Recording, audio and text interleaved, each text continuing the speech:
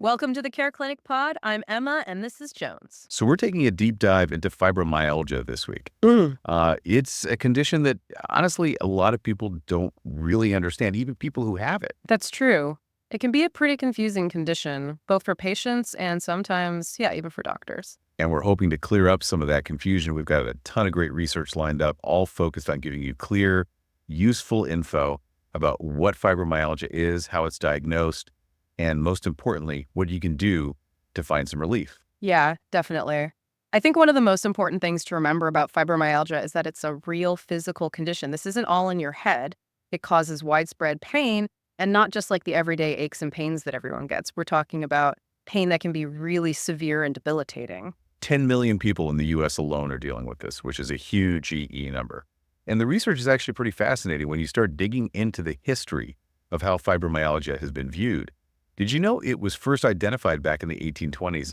They called it fibrositis back then. Yeah, I think a lot of people would be surprised to learn just how long fibromyalgia has been on the medical radar. Of course, back then, they didn't fully understand what they were dealing with. They thought inflammation was the main issue, hence the name fibrositis. Which, when you think about it, makes sense, right? Inflammation of pain, that's kind of the general association. But as research progressed, it became clear that inflammation wasn't the whole story. Right, it's more complex than that. The name officially changed to fibromyalgia in 1976, which I think reflects a shift in understanding. They started to realize that this widespread muscle pain was really the defining characteristic. And that's something we hear from a lot of our users at Care Clinic, that this pain just feels different from anything else they've experienced. And that's part of what makes diagnosis and treatment so tricky, because even now, we still don't know exactly what causes fibromyalgia. Okay, so if it's not just inflammation, what is it about fibromyalgia that causes so much pain? What's going on in the body? Well, that's the million-dollar question, isn't it? We know that people with fibromyalgia experience pain differently. Their brains seem to process pain signals differently, which can make even mild stimuli feel incredibly painful. And then there's the role of those mysterious trigger points. Trigger points. Okay, now we're getting to the good stuff. Tell me more about these trigger points. So imagine pressing on a spot about the size of a penny, and you feel this sudden surge of pain. That's a trigger point. It's basically a hypersensitive area within a muscle. And these trigger points aren't just random, right? They tend to cluster in specific areas. Exactly. We see them a lot in the neck, shoulders, back, hips, even down to the knees. In the materials you shared, there's a really helpful visual that maps out these trigger points. And it's funny because when you look at it, you realize that these spots often correspond to those nagging aches and pains we all get. But for people with fibromyalgia, they're amplified. It's like, ever had that tension at the base of your skull that just won't quit? Or that weird pain on the inside of your knee right above the joint? Those are classic trigger point locations. Yeah. And while we don't diagnose fibromyalgia solely based on trigger points anymore, they can still be really helpful for patients. Just knowing that these points exist and that other people with fibromyalgia experience pain in the same spots can be validating. It's like having a name for what you're feeling, which can be really empowering, especially when you're trying to explain it to someone who doesn't have fibromyalgia. Yeah. It's not just in my head, this spot right here, it actually hurts. Yeah. But I imagine those trigger points can be pretty unpredictable, right? What are some of the things that can set them off? Unfortunately, stress is a big one, and hormonal changes too, which, as you can imagine, can be really frustrating for people. It's like even just going about your daily life can trigger these pain flares. It's like your own body's working against you, which, yeah, I could see how that would be super frustrating. But I guess the good news is that even though those triggers can be hard to pin down, just knowing what they are is a step in the right direction. Exactly. It's about awareness. And once you have that awareness, you can start to make choices that support your well-being.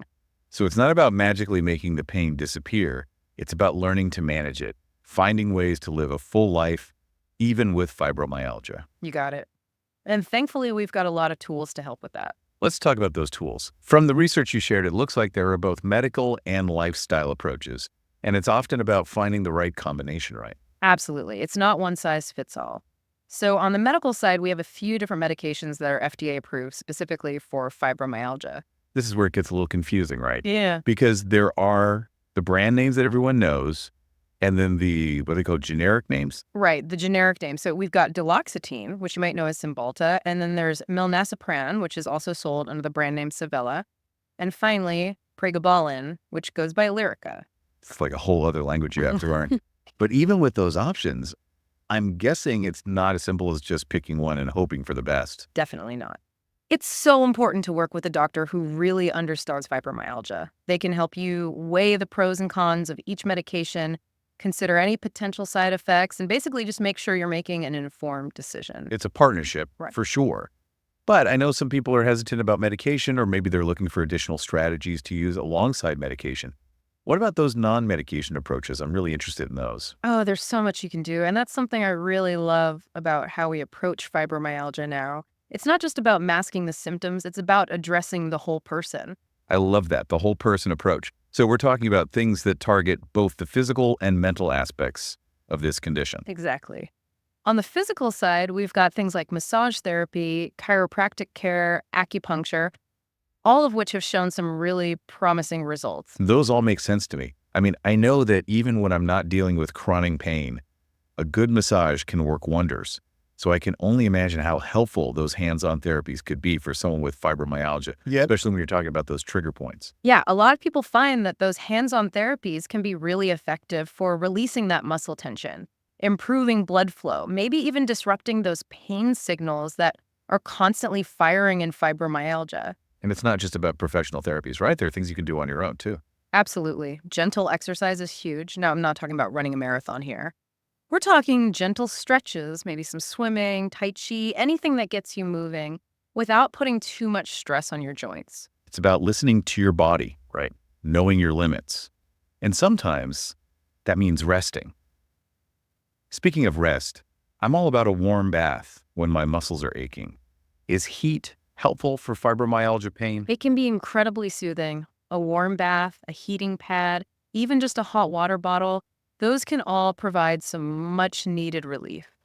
It's like those simple things. Sometimes we forget about those when we're dealing with something as complex as fibromyalgia. Yeah, for sure. But those little things can make such a difference. They really can. And it goes back to that mind-body connection we were talking about. Right, because even with the best treatments and therapies, managing fibromyalgia is still a journey, right? It is. It really is. It's about paying attention to your body, noticing those patterns, those triggers. Becoming a detective in your own life. Exactly. And that's where tracking can be so helpful. Oh yeah, we talk about tracking a lot here at Care Clinic, especially when it comes to things like mood and symptoms.